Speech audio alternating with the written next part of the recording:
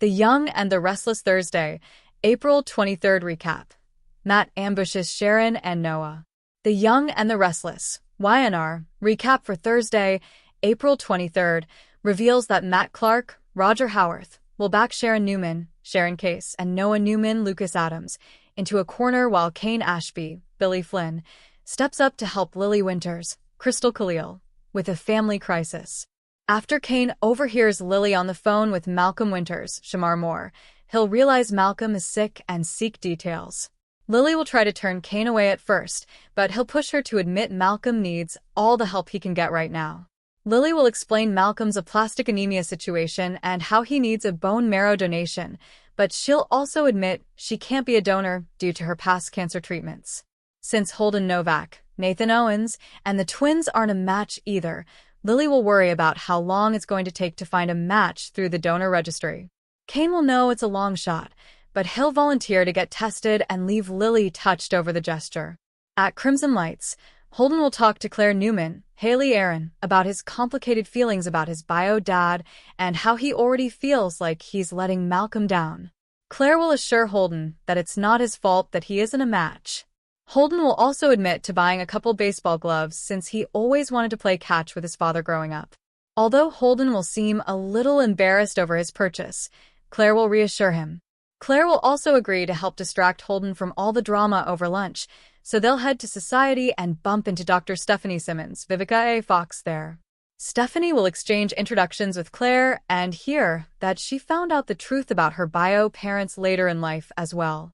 Although Stephanie will initially quiz Claire about her experience, she'll back off after deciding she's being too intrusive. Claire will hope Holden has a chance to get to know Malcolm and will have a pleasant interaction with Stephanie, who'll realize this is the same girl Holden mentioned taking to Los Angeles. In the end, Stephanie will admit she wishes Holden would stop being so charming and settle down with one woman. That'll lead to Holden speaking to Claire alone about his mom trying to marry him off his entire life. Claire will acknowledge that she wasn't ready for the picket fence that Kyle Abbott, Michael Mueller, wanted. Holden and Claire will agree about the importance of timing and finding the right person. Once Lily summons Stephanie to the Park Cafe, she'll let her know Kane has offered to get tested as a possible bone marrow donor. Stephanie will set it up with the lab and urge Lily to see how much Kane still cares about her. In Las Vegas, Nick Newman, Joshua Morrow, will face some inner turmoil in the bathroom as he struggles with his drug addiction. Next on Thursday's Y&R episode, Adam Newman, Mark Grossman, will leave Sharon a voicemail alerting her to the fact that Matt took his phone along with Nick's, but he won't be able to reach her. Once Reza Thompson, Tina Kashani, shows up looking for the latest news, Chelsea Lawson, Melissa Claire Egan, will accuse her of lying. Adam and Nick will also suspect Reza came to spy on them for Matt. Reza will eventually point out that if she is still working with Matt, she'll need an incentive to go against him and put herself at risk. After Reza hints about wanting a new name and life outside of Vegas, Adam will insist they can help with that. Nick will agree that Reza can name her price and will promise that she'll be protected. Meanwhile, Sharon will be driving in a car with Noah, who'll share the directions Nick gave them via text. Noah will get a bad feeling about this whole setup since there'll be no cell service, and they won't be able to actually speak with Nick. Sharon and Noah will fret over Adam and Nick seemingly taking matters into their own hands regarding Matt. That'll bring some concerns about the potential legal consequences for Nick and Adam. Once Noah and Sharon pull up at an abandoned gas station on the outskirts of Vegas, Sharon will get the same bad vibe Noah's been getting. Before Sharon and Noah can settle on whether they'll go inside or not, Matt will plop himself in the back seat and give them a welcome to hell greeting. The Young and the Restless spoilers say Matt will make things dangerous once again, so stay tuned. The tension in Genoa City reached a breaking point as Thursday, April 23rd delivered one of the most chilling and emotionally charged episodes in recent memory, with danger lurking in the shadows and trust hanging by a fragile thread. What began as a seemingly ordinary day quickly spiraled into chaos when Matt made his bold and terrifying move, setting the stage for a confrontation that no one saw coming but will leave lasting consequences for Sharon and Noah.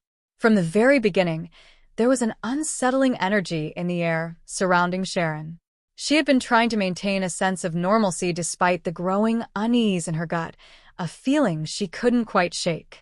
Her instincts, often sharp and reliable, were screaming that something was wrong. Yet, like so many times before, she pushed those fears aside, determined not to let paranoia dictate her actions. That decision would soon prove to be dangerously misguided. Noah, on the other hand, had been wrestling with his own internal conflict. Protective of his mother and increasingly suspicious of the forces circling their lives, he found himself torn between staying close to Sharon and pursuing answers that might finally expose the truth.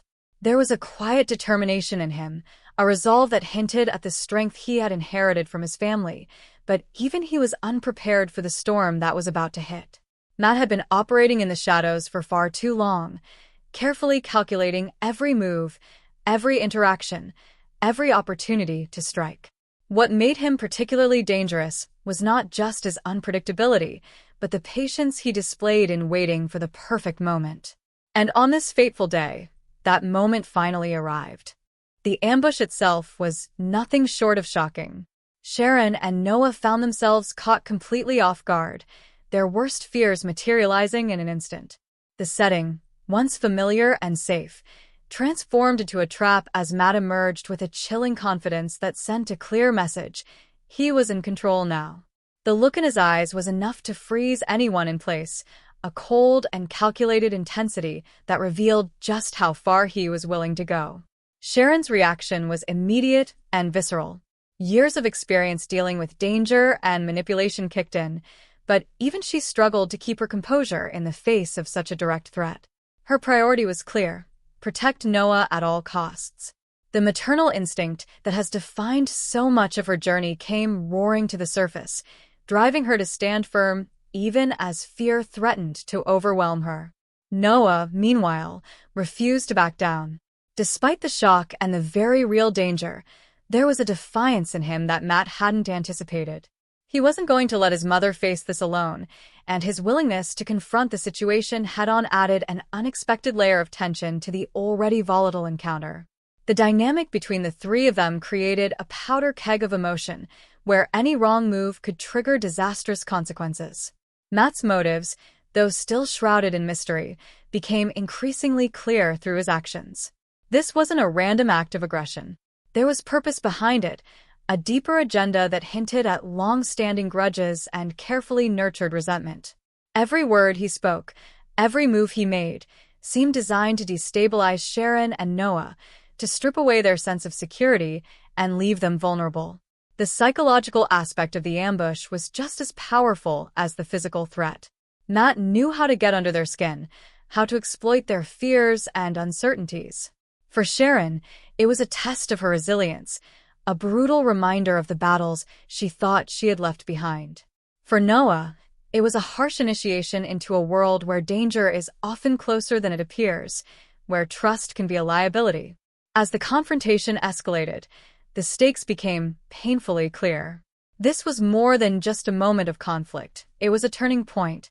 The choices made in those tense moments would ripple outward, affecting not just Sharon and Noah, but everyone connected to them. The sense of isolation was palpable, as if the rest of Genoa City had fallen away, leaving them alone to face the threat standing before them.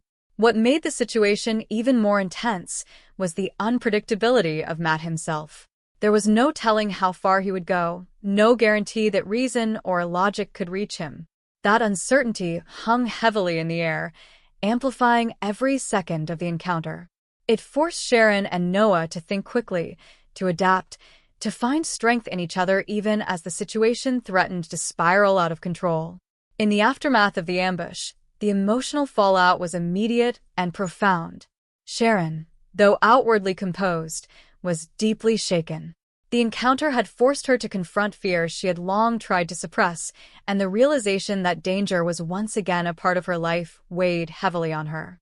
Her determination to protect her family was stronger than ever, but so too was the awareness that the road ahead would not be easy. Noah emerged from the ordeal changed. The experience had stripped away any lingering innocence, replacing it with a hardened resolve. He had seen firsthand the kind of threat they were dealing with, and it ignited something within him, a drive to fight back, to uncover the truth, to ensure that Matt's actions would not go unanswered. But with that determination came risk, as his willingness to push forward could lead him into even greater danger. The ripple effects of Matt's ambush extended far beyond that single moment. Questions began to surface, doubts crept in, and the sense of safety that once defined their world was shattered. Allies would be tested, loyalties questioned, and the lines between friend and foe blurred in ways that could have devastating consequences. Matt, for his part, had made his presence known in the most dramatic way possible. The ambush was not just an attack, it was a declaration. He was no longer content to remain in the background. Whatever his endgame might be, it was clear that he intended to see it through, no matter the cost. And that realization cast a long shadow over everything that followed. As Genoa City grappled with the fallout, one thing became undeniable. The game had changed. The rules were different now, the stakes higher than ever. Sharon and Noah found themselves at the center of a storm that showed no signs of slowing down, forced to navigate a reality where danger could strike at any moment. The episode closed on a note of lingering tension, leaving more questions than answers. What does Matt truly want? How far is he willing to go? And perhaps most importantly, can Sharon and Noah withstand the pressure of what's coming next?